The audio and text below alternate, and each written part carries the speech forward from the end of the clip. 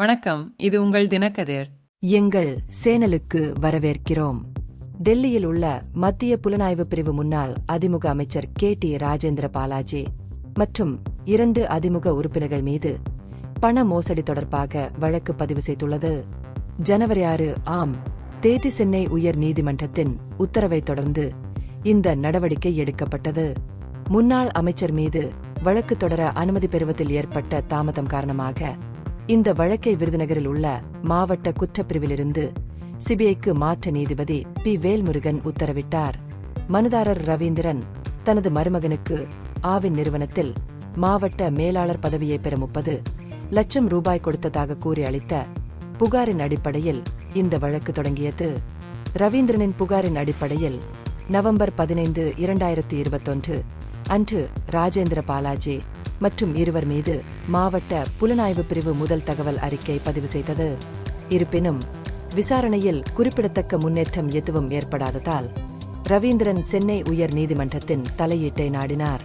மெதுவான முன்னேற்றத்தில் அதிருப்தி அடைந்த நீதிமன்றம் குறிப்பிட்ட காலத்திற்குள் விசாரணையை முடித்து குற்றப்பத்திரிகையை தாக்கல் செய்ய மாவட்ட புலனாய்வு பிரிவிற்கு உத்தரவிட்டது.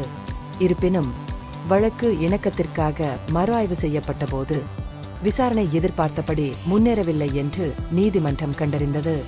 இதன் விளைவாக வழக்கை இன்னும் முழுமையான மற்றும் பாரபட்சமற்ற விசாரணைக்காக சிபிஐயிடம் ஒப்படைக்க உத்தரவிட்டது.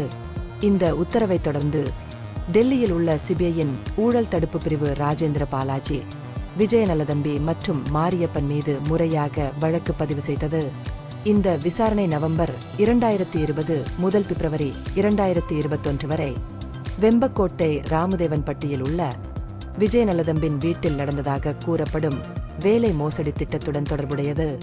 வழக்கை சிபிஐக்கு மாற்றுவது விசாரணையை துரிதப்படுத்தும் மற்றும் பொறுப்புணர்வை உறுதி செய்யும் என்று எதிர்பார்க்கப்படுகிறது.